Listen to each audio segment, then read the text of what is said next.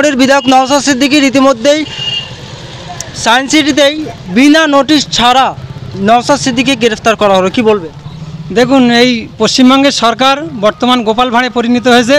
আমরা গোপাল ভাঁড়ের একটা গল্প শুনেছি এবং দেখেছি যে 3টে বাঁশ দিয়ে ওপরে হাঁড়ি দিয়ে নিচে জাল দিয়ে যেমন ভাত হয় না, তেমনি সায়েন্স সিটি থেকে যেখানে আমাদের বিধায়ক মোহাম্মদ নওশাদ সিদ্দিকী মহাশয়কে ধরা হয়েছে, সেখান থেকে সন্দেশখালী যাবার রাস্তা হচ্ছে 62 কিলোমিটার।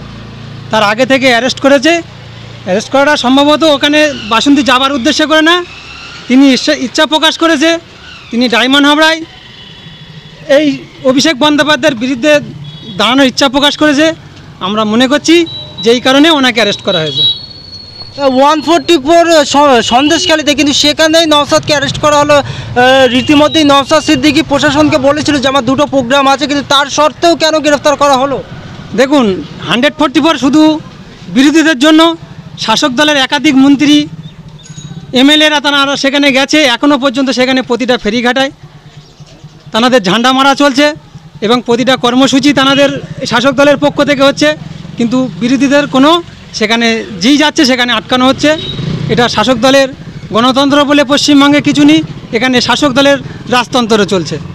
আমরা দেখেছিলাম আগেও ঠিক 21শে জানুয়ারি উপলক্ষ করে নওশাদ সিদ্দিকীকে গ্রেফতার করা হয়েছিল। নওশাদ সিদ্দিকীকে 42 দিন জেল কাটতে হয়। এবারেও নওশাদ সিদ্দিকী গ্রেফতার হয়েছে। রীতিমধ্যে কি যদি না ছাড়া হয় বিধায়ক নওশাদকে, আন্দোলন কি চলবে? দেখুন, আন্দোলন তো 100% হবে। তারপরে একটা কথা বলি, এই সাধারণ মানুষের, অসহায় গরিব মানুষের স্বার্থে আমাদের বিধায়ক যেভাবে লড়াইতে আছে।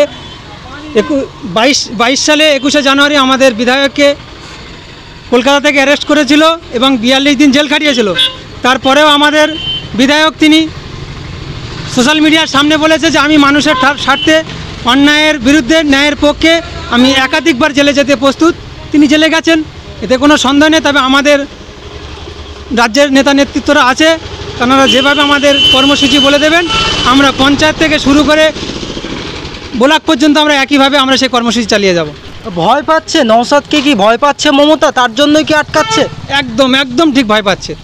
কারণ ভাইজান ডায়মন্ড হাবড়া লোকসভায় থেকে একটা বক্তব্য দিয়েছিল যে 24 সালে ভাইপোকে পরাজিত করে কালীঘাটে বাড়াবো, আর 26 সালে মাননীয় মুখ্যমন্ত্রীকে 14 তলাতে নামিয়ে চপের দোকান বানিয়ে দেবে বলেছিল। ওরা বলছে চপের দোকান না, ভাইজান বলেছিল যে এটা চপের দোকান না, দিদিমণিকে ঢপের দোকান বানিয়ে দেবো। একের পর এক ঢপ দিয়ে এই পশ্চিমবাংলাকে তছনছ করে দেওয়ার চেষ্টা করছে বর্তমান শাসক দল। কি এমন রয়েছে সন্দেশখালীতে যে বারবার বিরোধী দলকে আটকানোর চেষ্টা করছে এই রাজ্য পুলিশ? দেখুন, সেখানকার মানুষ কোন পরিস্থিতি আছে, আমরা এখান থেকে মিডিয়ার মাধ্যম যে যতটা দেখছি, তার থেকেও আমার তো মনে হয় খুব বড় ভয়াবহ অবস্থায় আছে, যার কারণে বিরোধীদের যাওয়ার সেখানে বন্ধ করে দিচ্ছে।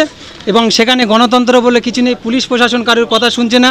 একের পর এক আমাদের এখান থেকে আমাদের ভাঙড় বিধানসভার যিনি অবজারভার সওগাত মোল্লা মহাশয়, তিনি বলছেন সেটাকে বহিরাগত, কিন্তু সেখানকার মানুষ আমরা দেখছি সেখানকার আধার কার্ড, সেখানকার আইডেন্টি কার্ড এবং একাধিক সেখানকার মহিলারা, পুরুষরা তারা জেলে আছে।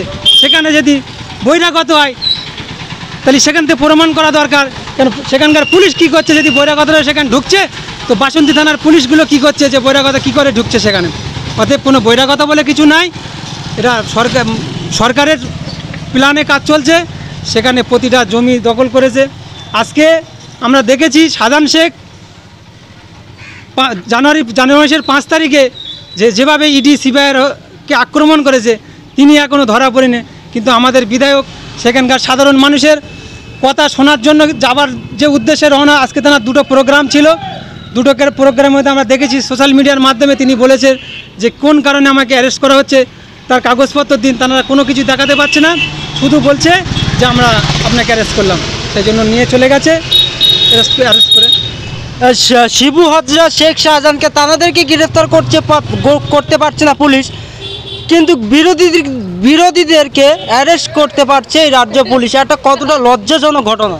দেখুন, শিবু হাজরা, সাধারণ শেখের মতো লোক, বর্তমান তো শাসক দলের ভোট নেই, এই গুন্ডা বাহিনী দিয়ে যতটা ভোট লুট করা যায়, সেই জন্য শিবু হাজরা, উত্তম সর্দারের মতো লোক ধরিয়ে এতে কোনো ফায়দা হবে না। আমরা চাই অবিলম্বে শাহজাহান শেখকে গ্রেপ্তার করা হোক। সঙ্গে সঙ্গে আমরা দেখছি শাহজাহান শেখের ভাই তানার আবার একটা ফুটেজ বার হচ্ছে যে শেখ সিরাজ ডাক্তার সাহেব তিনিও নাকি খুব বড় সেখানকার তোলাবাজি নামে পরিচিত, এখনকার সাধারণ মানুষ সেখানে বলছে। অতএব বিরোধীদের যে আটকাবে একটাই কারণ আমাদের বিধায়ক তিনি প্রতিটা মানুষের কর্মসংস্থানের কথা বলছে, শিক্ষা স্বাস্থ্য কর্মসংস্থানের কথা বলছে, তাতে করে রাজ্যের মুখ্যমন্ত্রী ভয় পাচ্ছেন, সেই জন্য তাকে আটকানো হচ্ছে। আপনার নাম? আমার নাম সাজ্জাদ মোল্লা, আমি আইএসএফের নেতৃত্ব।